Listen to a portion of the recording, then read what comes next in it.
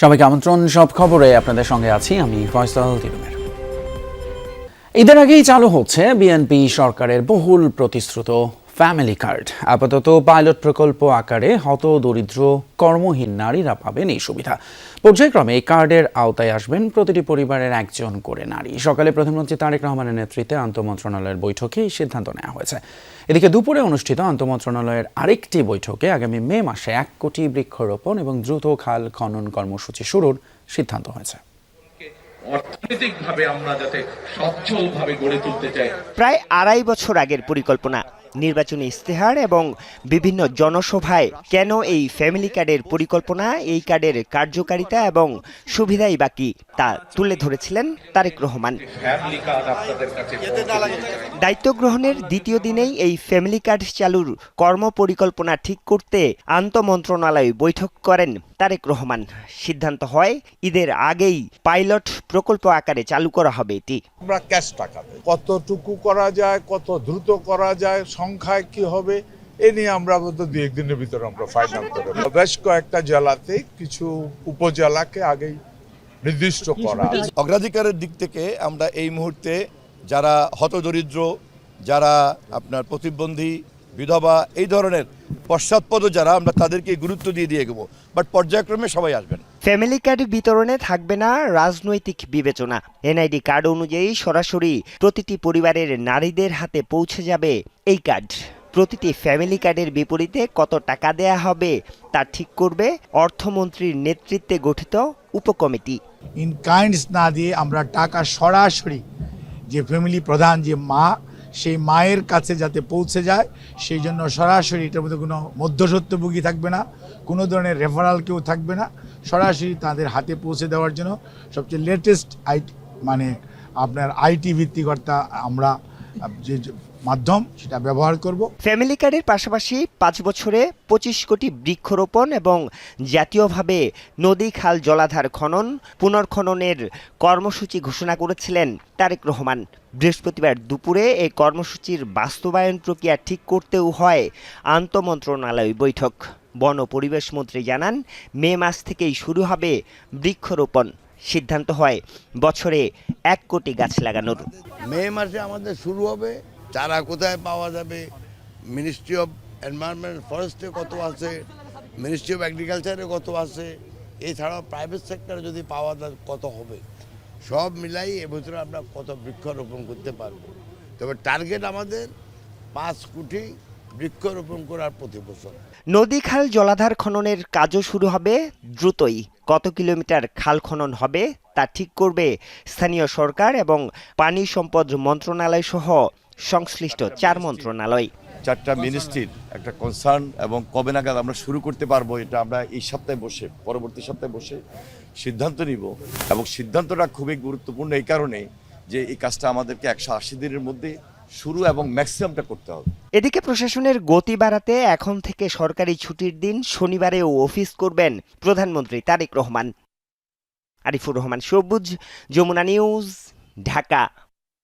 প্রধানমন্ত্রী তারেক রহমানকে অভিনন্দন জানিয়েছেন মার্কিন প্রেসিডেন্ট ডোনাল্ড ট্রাম্প। বুধবার পাঠানো শুভেচ্ছা বার্তা সম্বলিত এক চিঠিতে তিনি তারেক রহমানের ঐতিহাসিক বিজয়ের জন্য অভিনন্দন জানান এবং তার সফলতা কামনা করেন। চিঠিতে আমেরিকান জনগণের পক্ষ থেকেও শুভেচ্ছা জানানো হয়। বার্তায় উল্লেখ করা হয়, যুক্তরাষ্ট্র বাংলাদেশের অংশীদারিত্ব, পারস্পরিক সম্মান এবং একটি মুক্ত উন্মুক্ত ইন্দো প্যাসিফিক অঞ্চলে শক্তিশালী ও সার্বভৌম রাষ্ট্রগুলোর সমৃদ্ধি নিশ্চিত করার যৌথ স্বার্থের ভিত্তিতে গড়ে উঠেছে। নবনির্বাচিত প্রধানমন্ত্রীর নেতৃত্বে দুই দেশের বাণিজ্যিক সম্পর্ক আরও এগিয়ে যাবে বলেও আশা প্রকাশ করা হয়। এদিকে বাংলাদেশের নির্বাচনে বিজয় এবং প্রধানমন্ত্রী হিসেবে দায়িত্ব নেয় তারেক রহমানকে অভিনন্দন জানিয়েছেন যুক্তরাজ্যের প্রধানমন্ত্রী কেয়ার স্টারমার। বৃহস্পতিবার অভিনন্দন বার্তাটি সামাজিক মাধ্যমে প্রকাশ করে ঢাকার ব্রিটিশ হাইকমিশন। বার্তায় দুই দেশের পারস্পরিক সম্পর্ক আরও জোরদারের প্রত্যাশার কথা বলেন তিনি। জানানো হয়, বাংলাদেশে অন্যতম বৃহৎ বিদেশি বিনিয়োগকারী হিসেবে প্রতিশ্রুতিবদ্ধ ব্রিটেন। পাশাপাশি অবৈধ অভিবাসন মোকাবেলা, জলবায়ু পরিবর্তন রোধ এবং নিরাপত্তার সহযোগিতা জোরদারে একসঙ্গে কাজ করার আগ্রহের কথাও জানান স্টারমার। দলীয় এবং রাজনৈতিক সংকীর্ণতা থেকে সকলকে বেরিয়ে আসার আহ্বান জানিয়েছেন সংসদের বিরোধী দলীয় নেতা এবং জামায়াত আমির ডক্টর শফিকুর রহমান। রাজধানীর মিরপুর ১৩ নম্বরে এতিমদের জন্য আয়োজিত ইফতার মাহফিলে কথা বলেন তিনি। বলেন, একদিন এতিমদের মধ্য থেকেও কেউ প্রধানমন্ত্রী হবেন, সেই রাজনৈতিক সংস্কৃতি গড়ে তুলতে কাজ করছে জামায়াতে ইসলামী। এ সময় জামায়াত আমির বলেন, দায়িত্বশীল বিরোধী দল হিসেবে জামায়াত সরকারের পাশে থেকে দেশকে এগিয়ে নেবে। সরকারের ভুল ধরিয়ে দেওয়ার পাশাপাশি গঠনমূলক সমালোচনার মধ্য দিয়ে সরকারকে পথ দেখানো হবে বলেও জানান তিনি। গণমাধ্যম এবং বিচার বিভাগের পরিপূর্ণ স্বাধীনতার কথা উল্লেখ করে তিনি বলেন, নতুন সরকার ক্ষমতা নেয়ার পরে বেশ কয়েকজন সাংবাদিককে চাকরিচ্যুত করা সরকারের নির্লজ্জ হস্তক্ষেপ। আমাদের অঙ্গীকার ছিল স্বাধীন বিচার ব্যবস্থা এবং স্বাধীন গণমাধ্যম, এই দুইটাকে আমরা পূর্ণ স্বাধীনতায় দেখতে চাই। গণমাধ্যম তার মতো করে চর্চা করুক, জনগণ গণমাধ্যমের মেসেজ কীভাবে নেবে এটা জনগণের ব্যাপার, কিন্তু এখানে কেউ হস্তক্ষেপ করবে না। গণমাধ্যমের স্বাধীনতার উপর নির্লজ্জ হস্তক্ষেপ। যারা এটা করেছেন তাদের প্রতি আমাদের বিনয়ী অনুরোধ, আপনারা এখান থেকে ফিরে আসুন, যারা যেখানে ছিল তাদেরকে পুনর্বহাল করুন। অন্যদিকে গণভোট যদি বাতিল হয় তাহলে নির্বাচন প্রশ্নবিদ্ধ হবে এবং এই সরকারের বৈধতাও থাকবে না বলে মন্তব্য করেছেন এনসিপির আহ্বায়ক এবং সংসদের বিরোধী দলীয় চিফ হুইপ নাহিদ ইসলাম। বৃহস্পতিবার দুপুরে এক সংবাদ সম্মেলনে তিনি একথা জানান। বলেন, সংবিধান সংস্কার পরিষদের শপথ না নিয়ে বিএনপি জনগণের সাথে প্রতারণা করেছে। আওয়ামী লীগকে পুনর্বাসনের চেষ্টা হলে তা প্রতিহতের হুঁশিয়ারি দেন নাহিদ ইসলাম।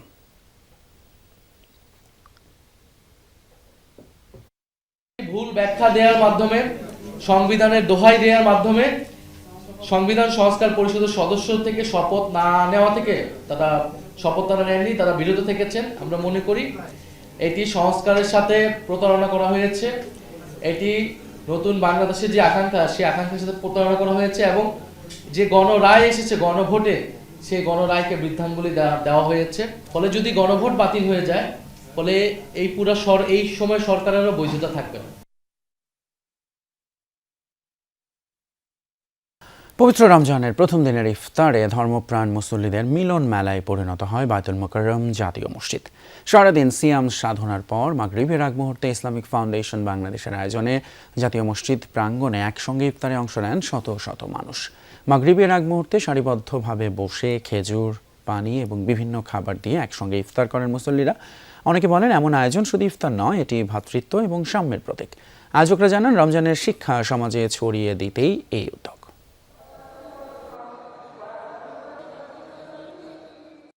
প্রায় 2 থেকে 2.5 হাজার লোকের ইফতারির ব্যবস্থা করা হয়।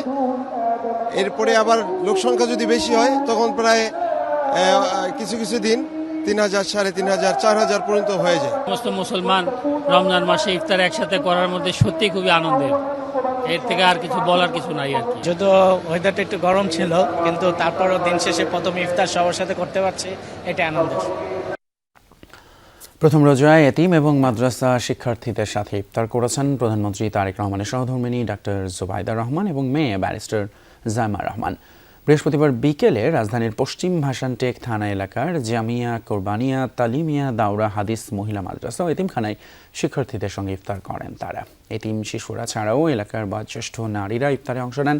মাহফিলে জাইমা রহমান শিশুদের সঙ্গে কথা বলেন এবং তাদের বিভিন্ন প্রশ্ন শোনেন। ইফতারের আগে সবাই মিলে দোয়া ও মোনাজাত করেন। জানানো হয়, রমজান মাস উপলক্ষে কড়াইল বস্তি এবং ভাসানটেক এলাকার এতিমখানা ও মাদ্রাসায় ইফতার, রাতের খাবার এবং সেহরির ব্যবস্থা করা হয়েছে প্রধানমন্ত্রীর পরিবারের পক্ষ থেকে।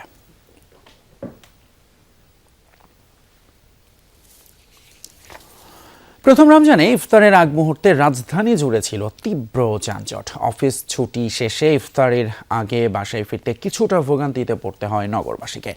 অফিস ছুটির পর ঘরমুখো মানুষের চাপে রামপুরা, বাড্ডা, পল্টন, গুলিস্তান এবং শাহবাগের সড়কে দীর্ঘ লাইন ধরে দাঁড়িয়ে থাকতে দেখা যায় যানবাহন। অনেকেই সময় মতো ইফতার ধরতে না পারার শঙ্কা প্রকাশ করেন। কেউ কেউ বলেন, রমজানের শুরুতেই এমন ভোগান্তি দুশ্চিন্তার। তবে সব কষ্টের মধ্যেও পরিবারের সঙ্গে ইফতার করার তাড়নাই যেন ছিল সবার মুখে। সাধারণ মানুষের প্রত্যাশা, রমজান জুড়ে যানজট নিয়ন্ত্রণে কার্যকর পদক্ষেপ নেবে সংশ্লিষ্টরা। বাসায় যে ইফতার করতে পারবো কিনা সেটা আমি জানি না, সেটা অনিশ্চিত। 0 পয়েন্টে মাজার তামায় যাইতে 1.5 ঘন্টা 2 ঘন্টা লাগা যায়। এত যানজট তো আগে ছিল না। রাস্তা 4 5 রাস্তা করছে, আমাকে কলজে গাইতে রক্ত বেশছে, অথচ মাঝখানে আটকাইছে ফুটপাতে দুহান দিয়ে নেতারা এবার বড় ইয়েতেছে, মানুষ হাঁটতে পারে না। সব খবরের সময় একটা ছোট বিরতির সঙ্গে থাকবেন, একটু পরে ফিরছি।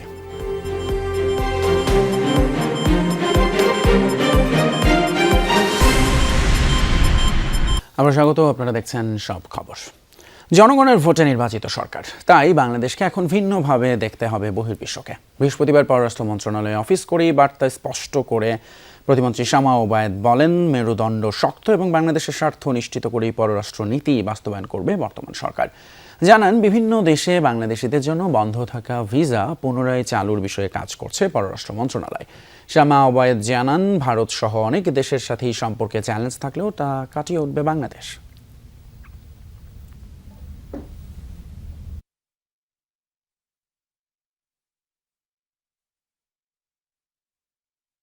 সকল রাষ্ট্রের সাথে যোগাযোগ রাখবে, কথা বলবে, বন্ধুত্ব রাখবে।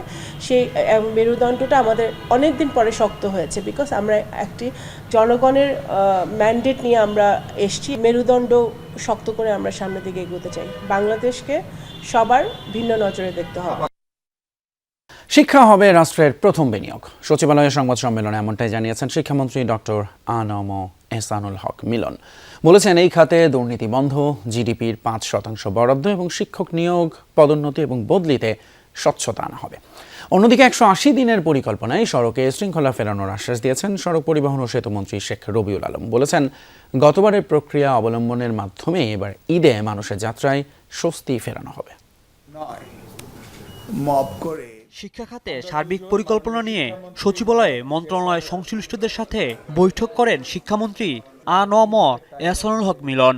প্রথম ধাপ পরে সংবাদ সম্মেলনে শিক্ষার সার্বিক উন্নয়নে 12 দফা পরিকল্পনা তুলে ধরেন প্রতিমন্ত্রী ববি হাজ্জাজ। জানান, শিক্ষা খাতে বরাদ্দ বাড়িয়ে তা জিডিপির 5% উন্নতি করার উদ্যোগ নেওয়া হবে। সম্মান জানানো হবে কারি ও আলেমদের। শিক্ষা খাতে বরাদ্দ জিডিপির 5% নিয়ে যাওয়া, এটি আমাদের নির্বাচনী অঙ্গীকার। আর আন্তর্জাতিক মানদণ্ড বলে শিক্ষা খাত জিডিপির 4 থেকে 6% এবং মোট সরকারি ব্যয়ের 15 থেকে 20%। এই লক্ষ্যগুলো অর্জন করতে হবে। আমরা শিক্ষা নিয়ে রাজনীতি করব না, আমরা শিক্ষা নিয়ে রাষ্ট্র গড়ব। মাননীয় প্রধানমন্ত্রী জনাব তারেক রহমান যে বাংলাদেশ কল্পনা করেন, দক্ষ, ন্যায়ভিত্তিক, প্রযুক্তি সক্ষম, মূল্যবোধ সম্পন্ন, সেই বাংলাদেশ গড়ার সবচেয়ে শক্তিশালী হাতিয়ার হলো শিক্ষা। শিক্ষামন্ত্রী জানান, এই খাতে তদবির ও বদলি বাণিজ্য বন্ধ করা হবে। শিক্ষা প্রতিষ্ঠান ল্যাব স্থাপনের নামে অতীতে যে দুর্নীতির অভিযোগ উঠেছে তা তদন্তের কথা বলেন তিনি। ইংলিশ মিডিয়াম স্কুলগুলোকে শিক্ষা মন্ত্রণালয়ের নিয়ন্ত্রণে আনার পরিকল্পনার কথাও জানান মন্ত্রী। বলেন, শিক্ষকদের বদলি পদোন্নতি হবে নিয়ম অনুযায়ী। ক্লাসরুম ছেড়ে আন্দোলন করবেন, এটা তো হতে পারে না। আপনাদের দাবি দেওয়া যেভাবে আসা সেভাবে আসবে, আমরা সেগুলিকে অ্যাড্রেস করব। এমন তো না আমরা অ্যাড্রেস করছি না। এই যে শাস্তি এবং পুরস্কার, এর ব্যবস্থা থাকতেই হবে। যারা বিগত দিনে এই কাজগুলো করেছেন, এগুলি ডকুমেন্ট আমরা তৈরি করে এগুলির পেছনে কি হয়েছে সেটা আমরা বের করব এবং এটাকে রিভাইভ করার জন্য যা করণীয় তা আমরা করব। এদিন সচিবালয়ে সংবাদ সম্মেলন করেন সড়ক পরিবহন ও সেতুমন্ত্রী শেখ রবিউল আলম। বলেন, অটোরিকশা বন্ধে এখনো সিদ্ধান্ত নেওয়া হয়নি, তবে 2 সিটি কর্পোরেশনকে সাথে নিয়ে রাজধানীর যানজট নিরসনে কাজ করা হবে। মন্ত্রী বলেন, মেট্রোর কাজ দ্রুত এগিয়ে নেওয়া হবে, তবে বিআরটির প্রকল্প চালানোর আগ্রহ নেই মন্ত্রণালয়ের। যানজট নিরসন করতে হলে 2টি জিনিস একান্ত প্রয়োজন। একটা হচ্ছে ফুটপাত মুক্ত করা, দখল মুক্ত করা, আর একটা হচ্ছে এই অটো রিকশার যে দৌরাত্ম্য আছে, যত্রতত্র ব্যবহার, তো সেটা উচ্ছেদ বা সম্পূর্ণ বন্ধ একবারে করা যাবে কিনা, নাকি এটা নিয়ন্ত্রণের মধ্যে পর্যায়ক্রমে কিভাবে করা যায় সে ব্যাপারে আরেকটু কঠোর হতে হবে। সড়ক পরিবহন সেক্টরে চাঁদাবাজি নয়, মালিক ও শ্রমিকদের ইচ্ছাতেই কল্যাণ তহবিল সংগ্রহ করা হয় বলে দাবি করেন পরিবহন মন্ত্রী।